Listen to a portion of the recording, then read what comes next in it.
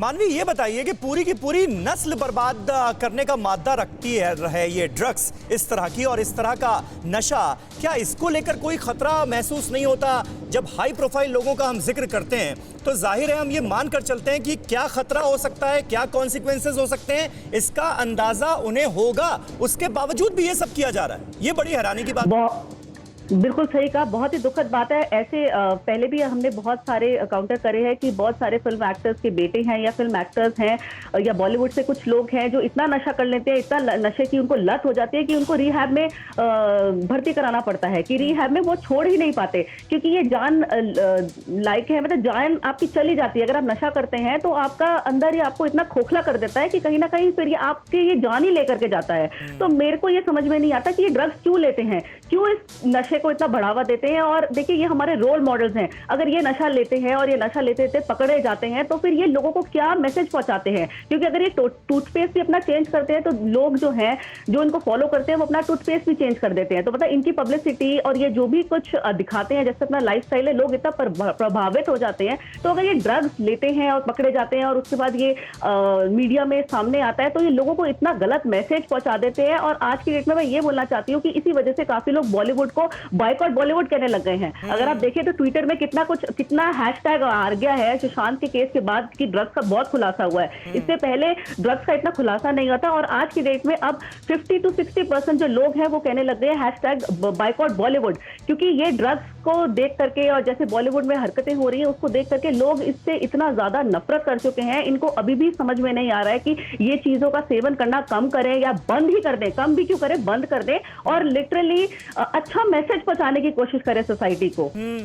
निगम साहब, ये बात क्या आपको भी हैरान करती है? आप भी कुछ ऐड करना चाह रहे थे, क्योंकि जाहिर है सुशांत सिंह राजपूत के केस के बाद जिस तरह से एनसीबी की कार्रवाई सामने आई, जिस तरह से एनसीबी की टीमें एक्शन में नजर आईं, उसके बाद ये भी लगा कि एक्शन का नतीजा जो निकला नहीं निकला वो तो एक अलग बात थी, लेकिन कम से कम एक माहौल बन रहा है, लोग सबक लेंगे। लेकिन ये तो उसका उल्टा होता हुआ नजर आ रहा है आज की तारीख में।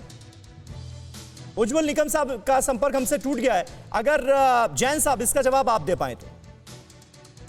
देखिए, मैसेज जो है बड़ा लाउड एंड क्लियर है। मैं एक चीज आपको बता दूं कि इन्वेस्टिगेशन में इसकी ये इतना सख्त कानून है कि इसी की इन्वेस्टिगेशन भी उसी हिसाब से बड़ी डिटेल्ड और थॉरो होनी चाहिए। बहुत सारी फॉर्मेलिटीज हैं जो इन्वेस्टिगेटिंग ऑफिसर को कंप्लीट करनी पड़ती हैं। उनमें से एक स्टेप भी अगर छूट गया तो आरोपी जो है वो कानून की गिरफ्त से बाहर हो जाता है।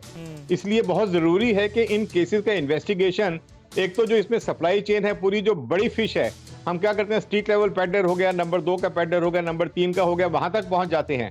लेकिन जो इसमें बड़े लोग इन्वॉल्व हैं, जो सिंडिकेट इसके अंदर इन्वॉल्व है, वहां तक कोई नॉर्मली लोग पहुंच नहीं पाते क्योंकि बहुत सारे कटआउट रहते हैं। इसलिए बहुत जरूरी है कि उनको पकड़ के उनको नेस्तनाबूद किया जाए। और जहां तक बॉलीवुड का सवाल है तो ये चीजें देखिए, फरदीन खान था, उससे पहले दारा सिंह का लड़का था, पता नहीं कितने लोग हैं, कब से ये ड्रग्स का जो व्यवहार है फिल्म इंडस्ट्री में चल रहा है। और इतने केसेस होने के बावजूद भी किसी को सबक नहीं मिलता। वो जो व्यवहार है, उसका कंजम्पशन है, वो बदस्तूर वैसे का वैसे चालू है। बहुत सारी पार्टीज में हम देखते हैं कि ड्रग्स खुलेआम स्मोक किए जा रहे हैं और यही लोग हैं जो लोगों के आइकॉन हैं। अनफॉर्चुनेटली इन्हीं आइकॉन्स को देख के लोग फॉलो करते हैं। बिल्कुल, इसलिए बहुत जरूरी है कि जब ये इस तरह के आइकॉन्स के ऊपर जब सख्त कार्रवाई होगी, और ये जैसा विक्रम सिंह साहब ने कहा कि किसी भी तरह का संपर्क सूत्र ये प्रयोग करके ना बच पाए, और ये वकील जैसे अभी चले गए ऑलरेडी, तो ये जो मतलब हमारे देश का कायदा और ये इसको यूज करके ये लोग ना बच पाए, एक ऐसी व्यवस्था और ऐसी इन्वेस्टिगेशन करने की जिम्मेदारी, जितनी ये रेड करने की जिम्मेदारी उनकी थी, उसी हिसाब से इस इन्वेस्टिगेशन को लॉजिकल एंड पे लेके जाना, कन्विक्शन में कन्वर्ट करना, ये भी उसी टीम की जिम्मेदारी है। उत्तर प्रदेश का हाल, 5 साल कितने कमाल। यूपी किस पर राजी, क्या अखिलेश पलटेंगे बाजी? किसान का चेहरा क्या सिर्फ चुनावी मोहरा? ब्राह्मण शंख बजाएगा, किसको कुर्सी दिलाएगा? ओवैसी का प्लान, किसकी तरफ मुसलमान? साल 2022 के चुनाव का सबसे बड़ा मंच देखिए TV9 भारतवर्ष सत्ता सम्मेलन उत्तर प्रदेश, 4 अक्टूबर सुबह 8 बजे से लगातार सिर्फ TV9 भारतवर्ष पर।